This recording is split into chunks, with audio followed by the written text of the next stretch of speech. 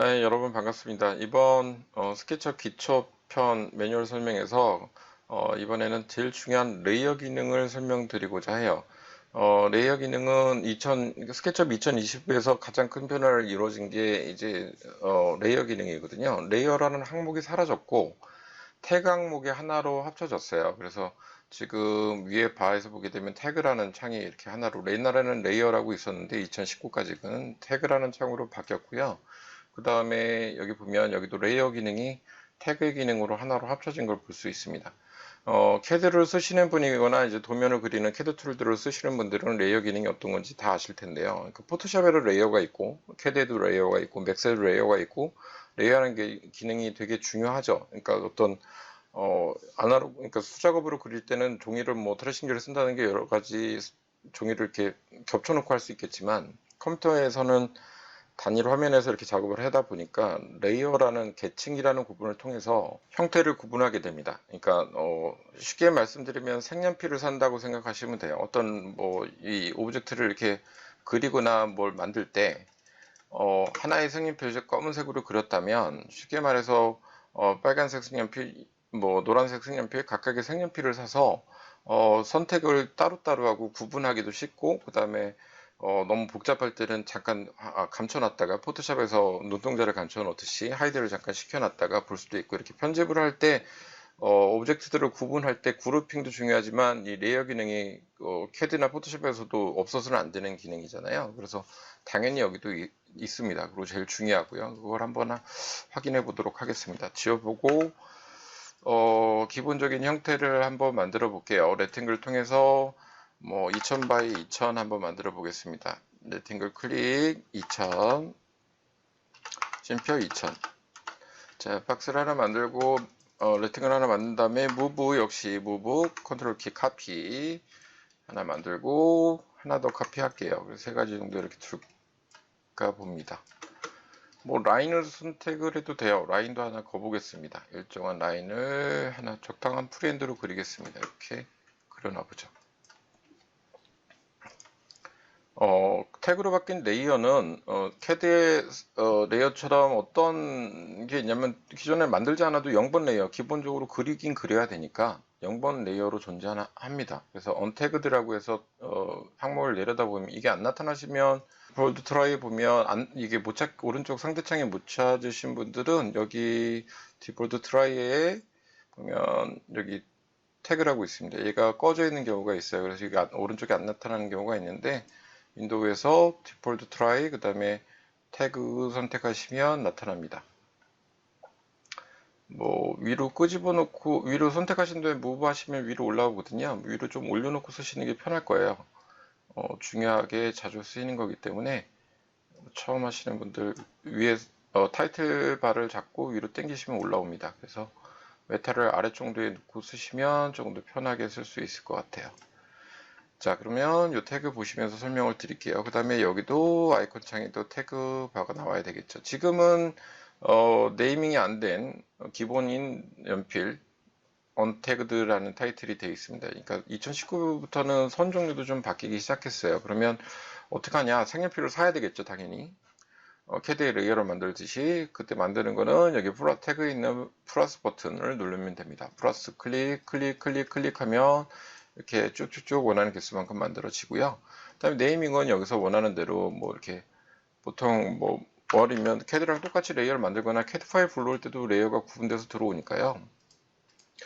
원하는 이름대로 만들어 주시면 돼요. 그래서 뭐 월이라든가 뭐 퍼니처라든가 원하는 이름대로 이렇게 만들어 놓겠죠. 한글로 쓰셔도 됩니다. 뭐 가구면 가구 이렇게 한글로 쓰셔도 되고, 그 다음에 뭐 창문이면 창문 이렇게 쓰셔도 돼요. 뭐 영문으로 쓰셔도 되고, 이렇게 색연필을 산다고 생각하시면 돼요. 옆에 보면 칼라바가 이렇게 있는데 역시 그 레이어 칼라를 색연필의 색깔이죠. 이것도 구분 잘하게 해요. 보통 캐드는 빨주노 초판을 먼저 쓰죠. 구분을 잘하기 위해서. 얘도 마찬가지입니다. 색깔 구분을 좀 영역을 빨리 해놓으면 구분하기가 좀 편하니까 이렇게 확실하게 구분을 해놓는 것도 하나의 방법이에요. 그래서 푸른색 구분해 놓겠습니다. 자, 이렇게 하면 색연필을 사게 됐고, 원하는 선이든 면이든 그룹이든 다 이렇게 레이어를 선정할 수 있어요. 되게 간단합니다. 기초를 하실 때는. 원하는 물체를 하나는 그룹핑을 해볼게요. 그룹핑을 메이크업 그룹을 해주고 나머지 거는 안 할게요. 그러면 셀렉트를 하면 됩니다. 원하는 그룹핑이 안 된 걸 선택한 다음에 여기서 이제 뭐 오른쪽 뭐 여기 위에 있는 화살표를 선택해서 뭐 이렇게 바꿔주는 방법이 있는데 그렇게 하진 않고 보통 선택하신 다음에 위에 보시면 이 태그바 나와 있는 데를 선택하시면 네이밍이 뜹니다. 자, 여기 오른쪽 상대창에서 레이어를 추가하게 되면 이 항목에서 이름이 뜨게 돼요. 그래서 여기 창문이다. 그럼 창문 클릭하시면 레이어가 바뀐 겁니다. 지금은 변화는 없어요. 뭐 얘는 재질을 입힌 게 아니라 색연필 레이어 구분만 해준 거기 때문에 선택해보면 얘는 창문으로 나타나고 옆에 거는 그대로 언태그드라고 나타나는 거 볼 수 있습니다. 두 번째 그룹핑 된 것도 예를 들어 이번에 월이라고 한번 해볼게요. 만들어 놓은 대로. 그러면 얘도 네이밍이 바뀐 상태가 되는 걸 볼 수 있습니다. 자, 그럼 그룹 안에 들어가면 어떻게 될까? 똑같아요. 이 맥스를 하시면 이렇게 3D 프로그램은 똑같은데 그룹핑이 되게 중요하다 보니 안쪽에는 언태그도 이름이 안 돼 있습니다. 똑같아요. 그룹 바깥에 이름과 별도로 줄 수가 있어요. 그럼 그룹 안에 들어가서 이 물체를 선택한 다음에 얘는 예를 들어 FF다 이렇게 주면 얘는 FF가 된 거고 그룹 바깥에는 월이 된 겁니다. 쉽게 말해서 그룹과 그룹 안에 들어가는 오브젝트의 레이어는 별도로 줄 수 있다 이렇게 보시면 될 것 같아요.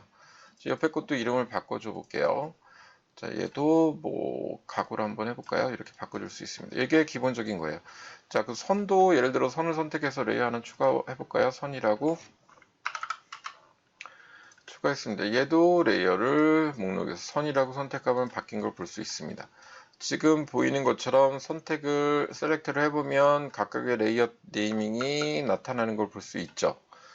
그래서 레이어를 구분하게 되면 일단 왜 이게 중요하냐면 자, 태그 항목 앞에 눈동자가 있습니다. 포토샵의 레이어나 캐드 레이어처럼 전구 다운처럼 있는데 얘를 클릭하면 그 레이어가 하이드가 되는 거예요. 굳이 물체를 하이드 시키지 않아도 원하는 레이어가 하이드가 돼서 선택적으로 빨리빨리 작업하고 나중에 이제 물체를 본격적으로 이제 공간을 만들든 어떤 물체를 만들 때 복잡해질 때 일시적인 감춰서 그 작업만 하기 편하게끔 레이어를 구분할 때도 되게 중요합니다. 그래서 얘 때문에도 레이어를 구분을 꼭 해놓고 쓰게 되고요. 형태를 만들어 줄 때. 그래서 하이드 시키는 부분들이 있다. 얘는 물체를 하이드 시키는 거하고는 다르다.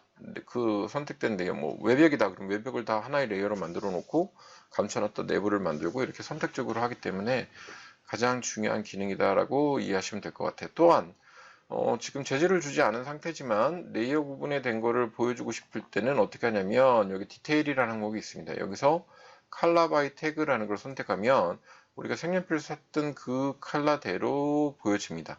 그럼 레이어가 어떻게 구분됐는지 확실하게 알기가 편하겠죠. 근데 얘를 팁으로 설명드리면 기초하시는 분들한테 컬러 바이를 무조건 켜놓고 쓰게 되면 이게 재질 컬러인지 레이어 컬러인지 구분이 안 갈 때가 되게 많아요. 그래서 기본은 이 컬러 바이 태그를 꺼놓고 하시면 된다라고 생각하시면 될 것 같아요.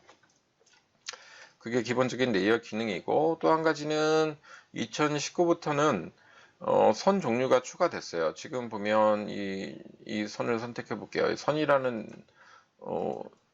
면이 아니라 이 선이라는 레이어로 만들었는데 여기 폴드라는 게 되어 있어요. 이게 뭐냐면 선 종류죠. 캐드로 따지면 이 글씨에다 대고 마우스를 클릭하게 되면 기본 실선에서부터 점선, 일점세선 이렇게 종류별로 나타납니다. 그래서 점선을 선택하게 되면 선 자체가 점선으로 바뀌어요. 이거는 단일 그냥 2D 선에서도 그렇고 면체에 있는 외부 선도 마찬가지입니다. 지금 월이라는 레이어가 있는데 얘도 굵은 점선으로 할래요? 그러면 물체의 점선을 바뀌는 건 아니지만 형태의 점선은 바뀝니다. 근데 지금 보면 클릭해 보면 이렇게 바뀌는 걸 볼 수 있죠. 그룹 안에 들어간 물체, 그룹 바깥에 있는 물체, 아까 그룹 해놓은 게 얘였죠. 바깥에서는 변화가 없어 보이는데 안에 들어가면 변해진 거죠. 이렇게 그룹 안이든 바깥이든 형태가 변형이 된다. 라인의 종류를 설정할 수 있다. 디폴트는 기본 실선이다. 이렇게 보시면 될 것 같아요. 그래서 선 종류의 다양성 때문에도 뭐 이게 되게 사람들 좋아하시는 분들 되게 많아요. 일정세선을 막 도면처럼 표시하고 싶을 때 안 됐었는데 중심선 같은 걸 표시할 때 마음대로 이제 표시를 형태를 CAD처럼 도면화시키기가 편해져서 상당히 좋아하시는 분들이 많습니다. 뭐 유용하게 쓸 수가 있고요.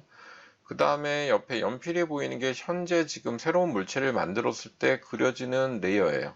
옆에 끝에 있는 레이어인데, 그러면 지금 언태그드가 되어 있는 게 지금 현재 쓰고 있는 연필이니까 새로 계속 추가하면 이 레이어로 물체가 만들어지겠죠. 형태가 만들어지는데, 나는 뭐 가구선을 하고 싶어 라고 할 때는 얘를 클릭하면 되는 건 아니고요. 얘를 클릭했다고 해서 연필이 얘로 오는 건 아닙니다. 끝에 항목에 연필이 그려진 항목의 끝에를 클릭해야지만 연필이 넘어옵니다.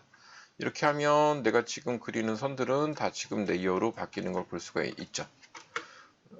현재 쓰는 연필이 무엇인지를 선정할 때 맨 오른쪽에 있는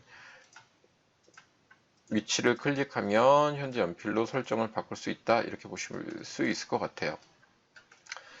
그 다음에 어떤 게 있냐면 가구선을 한번 없애 볼게요. 가구가 뭐가 얘네요. 얘를 다른 레이어로 한번 바꿔 볼게요.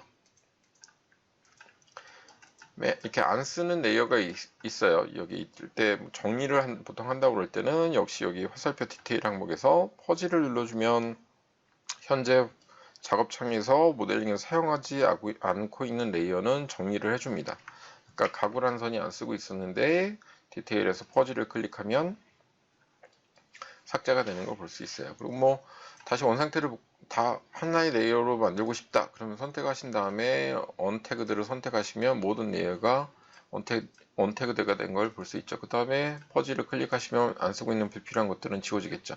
근데 여기 보면 FF가 안 지워진 거 볼 수 있어요. 그럼 왜 그러냐면 그룹 안에 레이어가 이 FF 하나 추가한 레이어로 되어 있기 때문에 그렇습니다.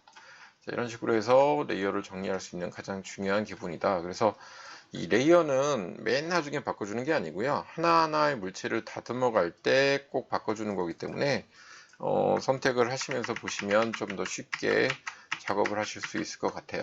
그래서 기본적인 레이어 기능을 한번 살펴봤습니다.